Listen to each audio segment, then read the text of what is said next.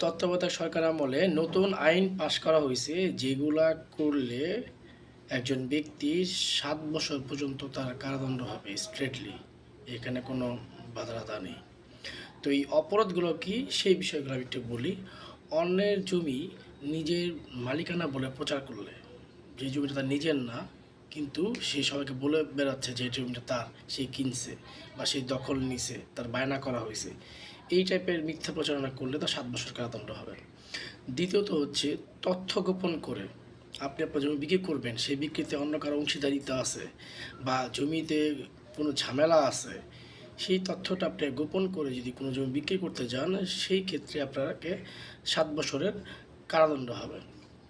তৃতীয় হচ্ছে নিজের মালিকানার জমি, মনে করেন যে আপনার নিজের জমির সাথে আপনার ভাই বা ভাই বোনদের জমি আছে, আপনি কি করলেন, আপনার যতটুকু অংশ জমি আছে সেইটুকুর সাথে আপনার ভাই বা বোনের বা অন্য কোনো ব্যক্তির জমি যেটা আপনার জমির পাশে আছে সেটা আপনি একসাথে মিলে বেচে দিলেন, সেই ক্ষেত্রে আপনাকে 7 বছরের কারাদণ্ড ভোগ করতে হবে।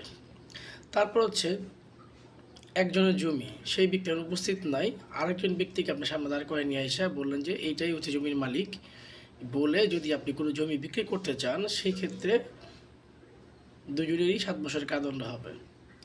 আরেকটা হচ্ছে আপনি জমি বিক্রি করতে গেলেন, সেখানে অনেক মিথ্যা বিবরণ দিয়ে রাখছেন জমি বিক্রি করতে গিয়ে, করে তারপরে আংশিক জমি বা ফুল জমি আপনি বিক্রি করতে গেছেন, সেই ক্ষেত্রে কিন্তু 7 বছরের কারাদণ্ড হবে। তো যারা জমি বিক্রি করবেন তারা এই বিষয়ে সতর্ক হবেন, কারণ দেশের আইন এখন অনেক অনেক মানে অ্যাক্টিভলি চলতেছে, সামনে আরও বেশি হবে।